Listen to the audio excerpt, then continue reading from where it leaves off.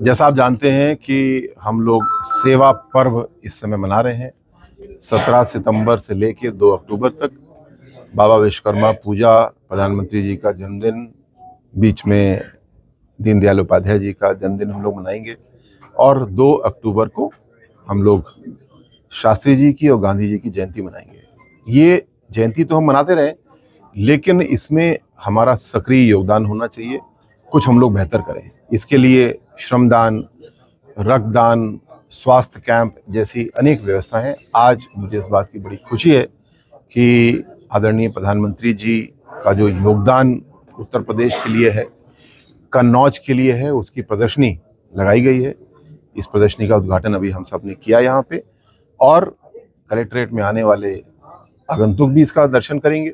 और साथ साथ प्रतिदिन कुछ छात्रों को, कुछ कृषकों के मंडल को, कुछ और साथियों को हम लोग विभिन्न रूप से आमंत्रित करेंगे। उद्देश्य ये है कि जो काम हुआ वो सबके सामने इस सुंदर अवसर पर प्रदर्शित हो, और उसके जरिए जिन लोगों को और लाभ मिलना चाहिए हम लोग आगे बढ़ पाएं।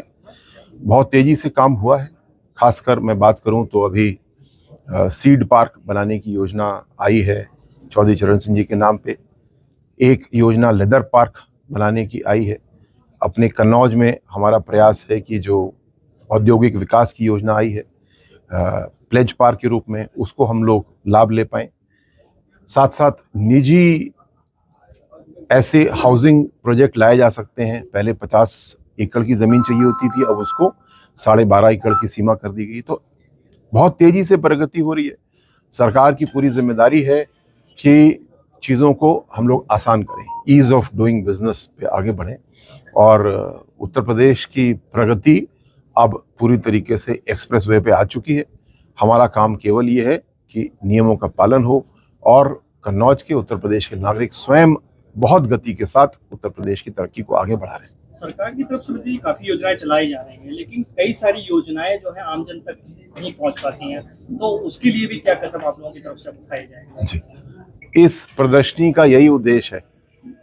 किसी भी योजना की हम बात करें, जैसे कि मत्स्य संपदा योजना की बात करते हैं, तो बहुत लोगों ने उसका लाभ लिया, लेकिन जिन्होंने लाभ नहीं लिया उनके लिए ये प्रदर्शनी है। यहाँ पे सफलता की कहानियां भी प्रदर्शित की जा रही हैं, और जिन लोगों को लाभ मिलना चाहिए, जो उसके पात्र हैं, उनको हम आमंत्रित कर रहे हैं, लेकर के आ रहे हैं, उनके घर तक भी पहुंच रहे हैं।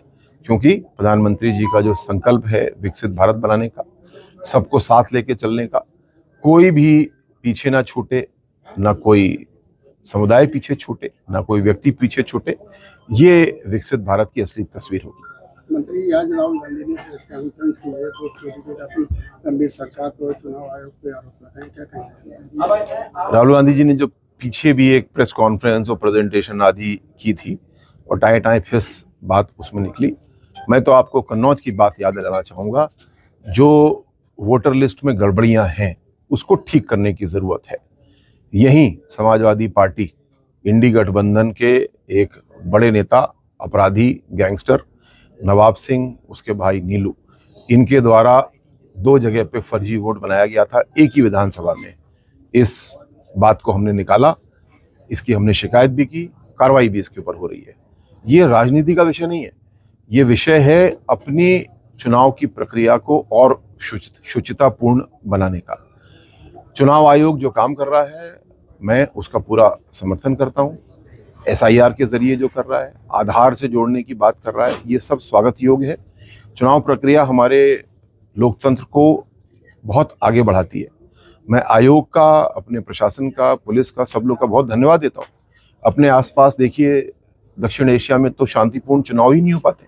हमारे यहाँ शांतिपूर्ण चुनाव होते हैं, सरकारें आती हैं जाती हैं, ये एक बहुत बड़ी उपलब्धि है। और धीरे धीरे करके इसमें सारी कमियां दूर की गई। जो वोटर लिस्ट की कमी है उसको राजनीति का विषय ना बनाएं, उसको आयोग का समर्थन करें, अपने सुझाव दें। मुझे पूरा विश्वास है कि हमारा आयोग इसको भी जड़ से ठीक करेगा। राजनीति हो या क्रिकेट, देश विदेश की ब्रेकिंग हो या आपके मोहल्ले की बड़ी खबर, सब मिलेगा एक ही ऐप में, सबसे तेज और भरोसेमंद। अभी डाउनलोड करें दैनिक भास्कर डिजिटल।